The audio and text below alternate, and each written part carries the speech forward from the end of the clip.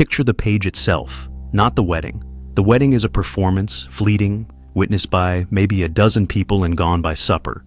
Picture the page that outlives it, a marriage register, bound in marble board, ruled into columns by a printer in some county town, waiting in a vestry or a registrar's office to be filled in by a hand that has filled in hundreds before this one and will fill in hundreds after. Name of groom, age of groom, condition, bachelor, widower, rank or profession. Name of bride, age of bride, condition, father's name, witnesses. The clerk's pen moves down the row without hesitation, the way a hand moves when a task has stopped being remarkable. Under age of bride, the number it writes is 11. Not a mistake, not a forgery, not a coercion hidden from a law that would otherwise have caught it. The law, as it stood in that town in that year, did not require the column to lie. The girl whose name fills the line beside that number is, by every legal definition the clerk has been trained to apply, now a wife. She will leave the building as one. She will turn up in the next census as one. If a stranger on the street asked her condition, the honest answer, the answer the state itself has just certified, is wife. This is not a single freak entry surviving by accident in some forgotten parish box. Entries like it sit unremarked in registers across 2 continents for most of the 19th century, turning up just as readily in a rural parish chest as in a city's bound civil records. Not common, but never rare enough to be unthinkable, and never illegal enough, in the places and years that allowed them, to require anyone to look twice. Understanding how a clerk's hand could write that number without a flicker means understanding a tangle of family economics, half-finished law, and a definition of childhood that ended, legally speaking, a great deal earlier than it does now. In some places, earlier than it still does. This channel exists to follow paper trails like this one, all the way down to where they actually lead. If that's the kind of history you want more of, subscribing is the easiest way to make sure the next one finds you. In England, the rule this girl's age slipped under was already hundreds of years old by the time the clerk's pen touched the page. Marriage law had been inherited rather than written. For most of the country's history, the minimum age came not from Parliament, but from the Church's own canon law, fixed in the medieval period at 12 for girls and 14 for boys. An age tied to one outdated set of assumptions about when puberty arrived, not to any view about when a person was ready to run a household or raise a child. A marriage below that age could, in theory, be annulled once both parties were old enough to object. But no one was required to object, and very few children to whom no one had ever explained the word annulment ever did. That floor stood more or less unaltered until 1929, when Parliament finally raised it to 16 for both sexes. A change that arrived only after decades of campaigning and only a few years before the era this channel covers comes to a close. Parental consent could lower the bar further in practice, even where it didn't in law. A father's signature on a license, a vicar willing to read the banns 3 Sundays running without asking too many questions. A registrar with a form to complete and no instrument for verifying a birth date beyond whatever the family told him. For most of this period, there was no national system of birth registration robust enough to catch a lie about a child's age. And often no lie was even needed because the age was true, and true was, infuriatingly, still legal. The ceremony itself, when it happened in a church, looked the same regardless of who stood at the altar. Banns called or a license purchased, 2 witnesses found, a register signed, a fee paid to the parish clerk. Nothing in the liturgy paused to ask whether the bride understood the words she was repeating. Cross the Atlantic and the patchwork only gets stranger, because marriage law in the United States was never a federal matter. It was left to each state, and each state drew its own floor. Some states held to the old common law minimums inherited from England, 12, 14, well into the 20th century. A handful set the bar for girls lower still, in single digits. A fact so startling that, when reformers in the 1880s began compiling state-by-state tables of the age of consent specifically to shame legislatures into raising them, several of the numbers had to be printed twice because readers assumed a misprint. There had been no misprint. For a stretch of the 1880s, Delaware's statute books set the age of consent at 7. None of this required a single villain pulling a single lever. It required only the ordinary slowness of law, a minimum set down in another century, for reasons no one in this one still remembered, sitting unexamined on the books because amending a marriage statute was rarely, for the men who controlled the legislative calendar, an urgent use of the session. When reformers in the 1880s did finally publish their comparative tables of state ages in full, the spread embarrassed legislatures precisely because it was presented without commentary. A column of state names beside a column of numbers, the numbers ranging from 7 up through 18 or 21, with no narrative needed to make the contrast land. A reader could see at a glance that a girl considered capable of consenting to marriage and to sex in one state would, by crossing a river or a county line, become someone the law in the next state still classified as a child in every other respect. Reformers reprinted that table for over a decade, updating it as states moved, using the embarrassment itself as an engine of further change.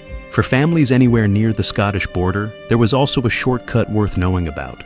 Scots law required neither bans nor parental consent for a marriage to be valid, only a declaration before witnesses, which turned villages just over the border, Gretna Green chief among them, into a destination for couples.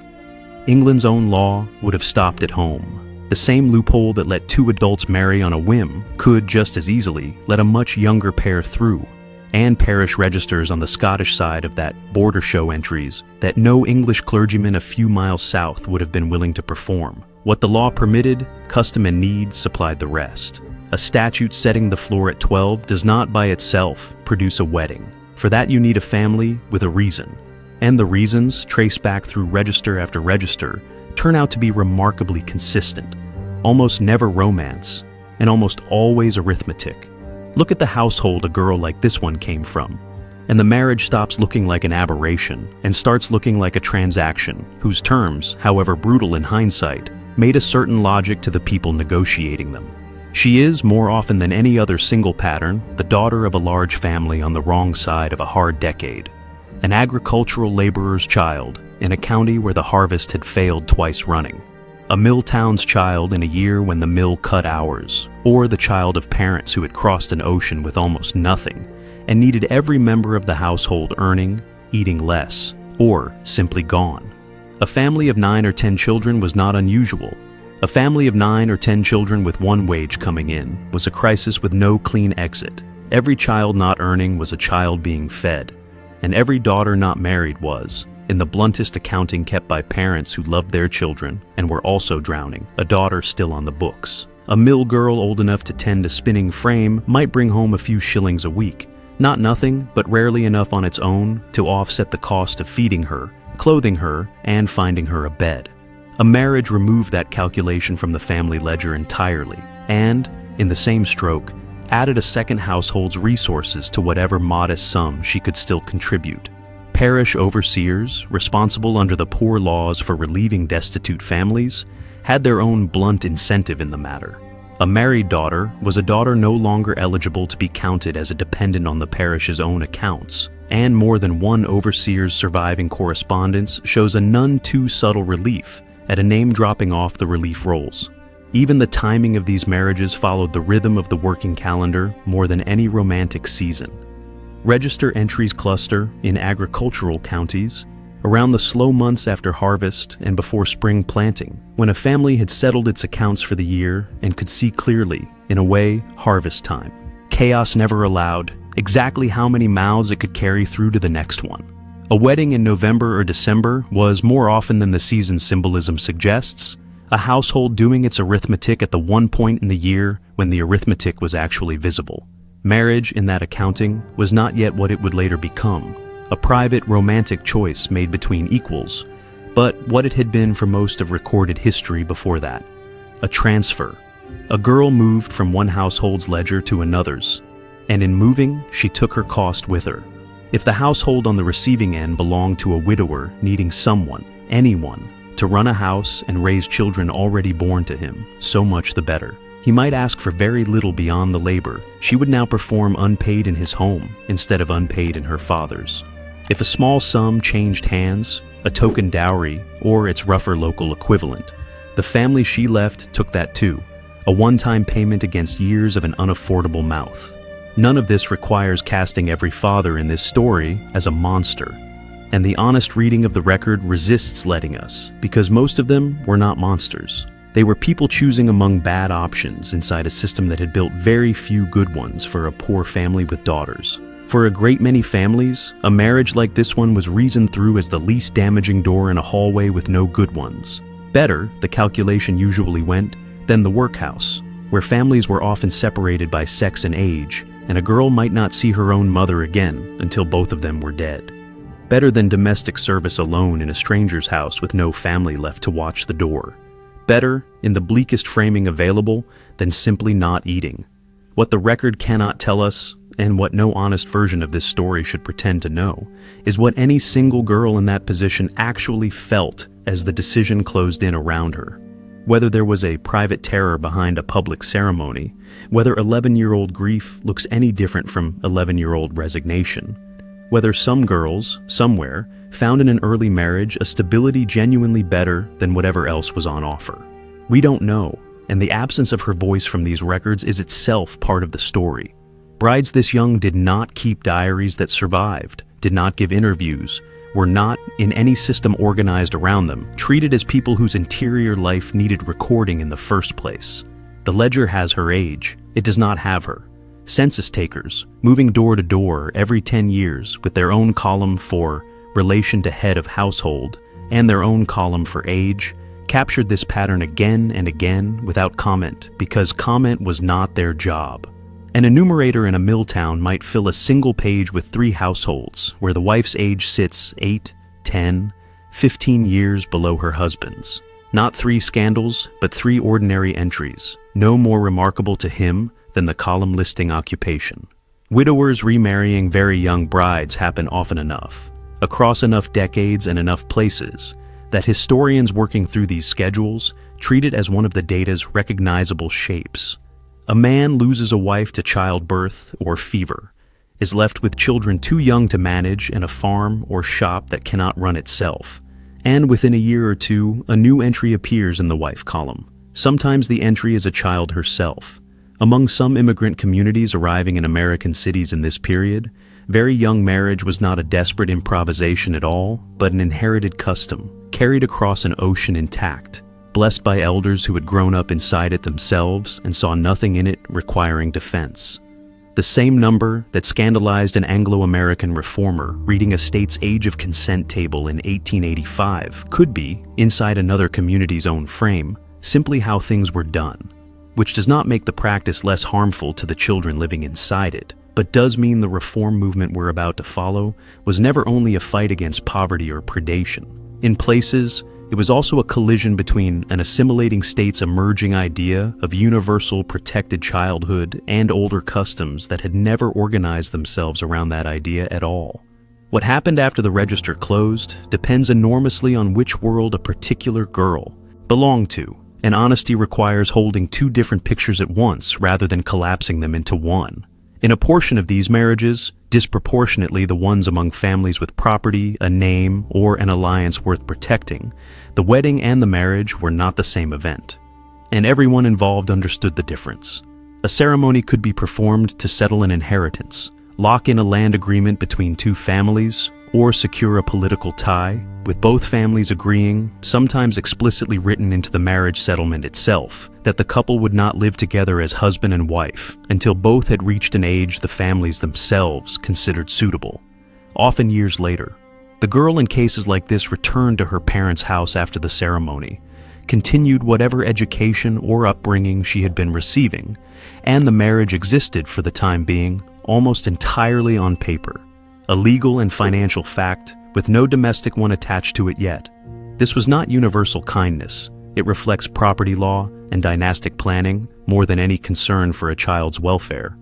But it happened often enough that it would be dishonest to write every register entry as the opening day of a full adult household. In the much larger number of cases, the ones among working families where this whole story really lives, there was no such deferral built in because there was no estate to protect and no advantage gained by waiting. The girl typically moved into her husband's household at or near the time of the ceremony and took up, immediately, the work that household required, cooking on whatever the family cooked on, hauling water, minding younger children if her husband already had them from an earlier marriage, doing the laundry, learning a trade if her husband kept a shop. Domestic manuals of the period describe a wife's expected duties in close detail, and almost never pause to ask whether the wife in question is, physically, still a child. The duties are the duties regardless of who performs them, and a household account book has no column for the bride's age. And yet the line between child and wife was rarely as total, even inside the same household, as the legal record makes it sound. Diaries and memoirs written by people who grew up in homes where a much younger stepmother or sister-in-law had married into the family sometimes describe a strange doubled existence. A girl doing a wife's chores in the morning, and still in the afternoon, drawn into whatever game the household's actual children were playing, treated by them, and sometimes by herself, as one of their own. The law had finished deciding what she was. The house she lived in had not always caught up. Visually, in the photographs that survive from the later end of this period, once photography itself became affordable enough to record ordinary weddings, the contrast can be jarring in a way no register column conveys. A groom in his one good coat, standing beside a bride still recognizably a child by her height, her face, sometimes by a hairstyle a mother had not yet allowed her to put up. The marks of childhood not erased by the ceremony, but simply standing next to it, in the same frame. The part of this story hardest to sit with, the part the record forces us to confront rather than soften, is what very young marriage did to a body that had not finished growing. Physicians writing in medical journals across this period, independently of any reform campaign, and simply reporting what they observed in their own practices, documented with increasing alarm as the century went on that childbirth in girls whose own bodies had not finished developing carried sharply elevated risk, prolonged and obstructed labor, internal injury, a far higher chance of death for mother, child, or both, compared to childbirth in a fully grown woman. This was not a moral argument wearing medicine's clothes, it was medicine, observed at bedsides and written into casebooks. And it would go on to give the reform movement one of its most difficult and effective arguments, not an appeal to sentiment, but a body of clinical evidence that the law's column for age of bride was also, for a meaningful number of these marriages, a column predicting which brides would not survive their first labor or would survive it permanently changed. We don't know what happened to the specific girl in our register entry after. She walked out of that building. The record that gives us her age at marriage rarely follows her, far enough to say whether she became one of the cases the doctors were warning about, whether she lived to see 30, whether the household she entered treated her with anything resembling care. What we can say, because the aggregate record says it plainly, even where the individual record stays silent, is that she belonged to a category of bride for whom the risks were measurably, clinically higher. And that this fact, sitting quietly in medical literature years before it sat in any statute book, was eventually one of the things that moved the law. The crack that widened into change did not begin as a debate about marriage at all. It began with a newspaper. In the summer of 1885, the editor of London's Pall Mall Gazette, a campaigning journalist named W.T. Stead, published a series of articles under the title The Maiden Tribute of Modern Babylon, built around an investigation into the buying and selling of young girls for sexual exploitation in the city. An investigation Stead pursued, controversially even by the standards of his own day, by arranging to purchase a 13-year-old girl himself, with her mother's knowledge and a doctor's certificate confirming her virginity, purely to demonstrate in court and in print exactly how easily the existing law allowed it. The series caused the kind of public reaction newspapers rarely achieve and editors rarely survive. Crowds outside the Gazette's offices, the issue selling out and being reprinted, clergy denouncing it from the pulpit one week and citing it as proof of a national disgrace the next. Parliament, which had been sitting on a stalled bill to raise the age of consent for years, moved within months.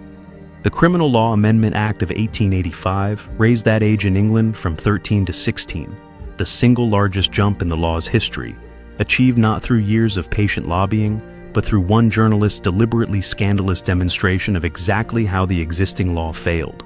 What Stead's campaign targeted directly was the age of consent for sexual activity, not the minimum age for marriage, and the two laws, though related, did not move in lockstep. A girl could, in theory, still be married under the old common law minimum, years before she could legally consent to anything else.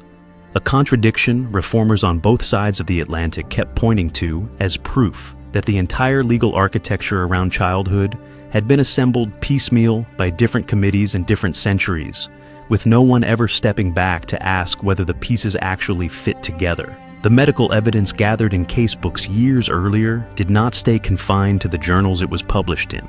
Physicians and the era's emerging public health officials were called, with increasing frequency through the 1880s and 1890s, to testify before the same legislative committees weighing age of consent and marriage age bills, translating what they had observed at a bedside into the blunter language a state house could act on. Their testimony rarely moved a vote by itself, but it gave legislators inclined to act a kind of cover that sentiment alone could not provide. A doctor's sworn account of what a 14-year-old's delivery actually looked like in a complicated labor was harder to wave away in a committee room than an editorial. In the United States, the same decade produced its own version of this fight, driven less by a single sensational newspaper campaign and more by sustained organizing, chiefly by women's reform groups, with the Women's Christian Temperance Union prominent among them. Under leaders like Frances Willard, who built the organization into one of the largest women's movements of the century, by linking it to causes well beyond its founding focus on alcohol, the WCTU, and allied social purity campaigners treated the age of consent statutes state by state as a target list. They compiled exactly the kind of comparative table mentioned earlier. Every state's age of consent set side by side, the lowest numbers circled, and sent it to newspapers, state legislators, and church congregations with a simple, repeated demand: raise the floor. Over roughly 2 decades, state after state did, though unevenly and often only after the same bill had been reintroduced and failed several sessions running. Ages that had sat at 7, 10, or 12 climbed in most states to somewhere between 14 and 18 by the early 20th century, with marriage age statutes following behind them, more slowly and more unevenly still. The resistance these campaigns met is itself part of the honest record. Some legislators argued, in language reformers transcribed into their own pamphlets specifically to embarrass them, that raising the age of consent would invite false accusations against innocent men, or that the matter was a private family concern unsuited to legislative interference, or simply that a law standing this long had earned the presumption of being correct. None of these arguments prevailed in the long run. By the early 20th century, every American state had moved its statutory floor well above where it had sat in 1885. But the unevenness of the result is its own lesson. A law change in a legislature does not automatically change a registrar's habits, a family's customs, or a community's sense of what counts as normal. And in some places, those took far longer to catch up than the statute books did. Marriage law, oddly, was often the slowest piece of all to move, because a marriage, unlike an act of sexual assault, had a ceremony, a license, a community standing as witness, and lawmakers found it harder to imagine restricting something that looked, on its surface, like a sanctioned institution rather than a crime. England would not close the loophole this register entry depended on until 1929, when the Age of Marriage Act finally set the floor at 16 for both sexes. 44 years after Stead's exposé had already pushed the age of consent to that same number for everything else. For more than 4 decades, English law held 2 different definitions of when childhood ended, depending entirely on which form you happen to be filling out. It's worth sitting with that gap for a moment. 2 different definitions of childhood on 2 different forms for over 40 years. If you've come across other places where the law contradicted itself this badly, the comment section is the right place to put them. I read every one. The story doesn't end in 1929, or anywhere in the early 20th century, with every loophole closed and the matter settled. It ends, if it ends at all, somewhere very close to where you're sitting right now. For most of the 20th century, American marriage law quietly kept the same shape it had worn since the colonial period. A general marriage age of 18, with an exception clause underneath wide enough in most states to let a parent's signature or a judge's approval push a child through it, sometimes with no floor at all beneath that signature. For decades, almost no one outside family courts and the families themselves had reason to notice. Reform did not arrive this time through a single Stead-style scandal. It arrived through the patient work of a small number of advocacy organizations, Prominent among them, one founded in 2011 by a survivor of a forced marriage herself, who began state legislature by state legislature, doing exactly what the WCTU's organizers had done a century earlier, building the comparative table, finding a sponsor, sitting through the hearing where someone argued an 18-year-old floor would unfairly restrict young love. That organization built its strategy around exactly the discomfort this kind of comparison creates, going state to state, finding a legislator willing to introduce a narrow, specific bill, and pairing it with survivor testimony that put a living person in the same room as the statistic. Allied groups working the issue from a child protection angle rather than a forced marriage angle made the same argument from a different door, that a 16-year-old marrying a man twice her age was, under most states' own statutory rape laws, otherwise a crime, and that the marriage license itself was functioning as a legal shield against prosecution rather than as a record of two people freely choosing each other.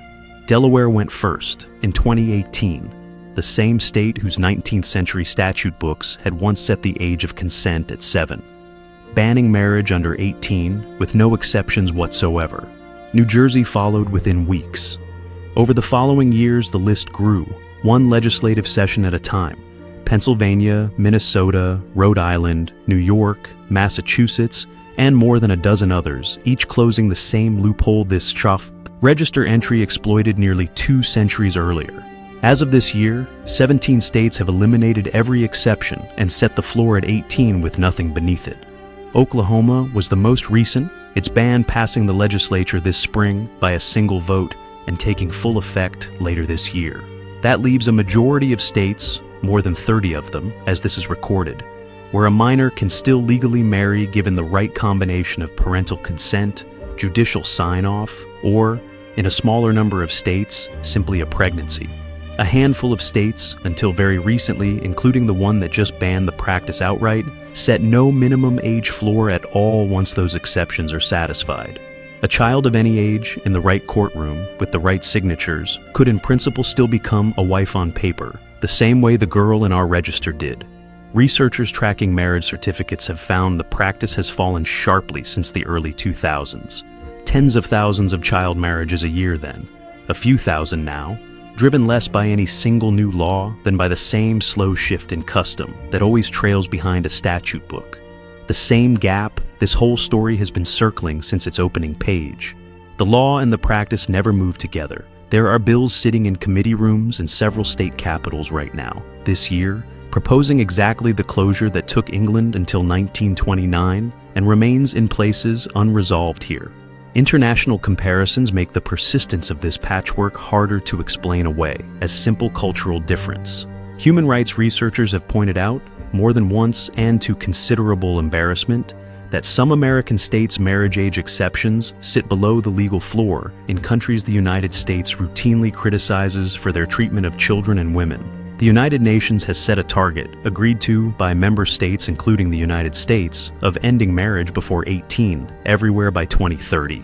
A deadline this particular reform, judging by the pace of the last decade, looks unlikely to meet inside the country's own borders, let alone the rest of the world's.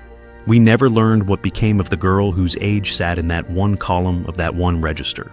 We can guess from the aggregate pattern at a range of likely outcomes, and we can refuse, out of respect for what the record actually allows us to claim, to pretend any single guess is her specific story.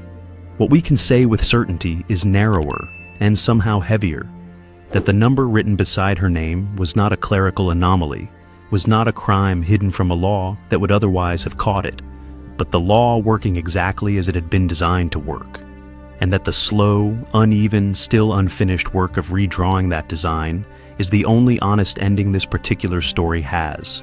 Every column on that original register page was designed with an adult in mind.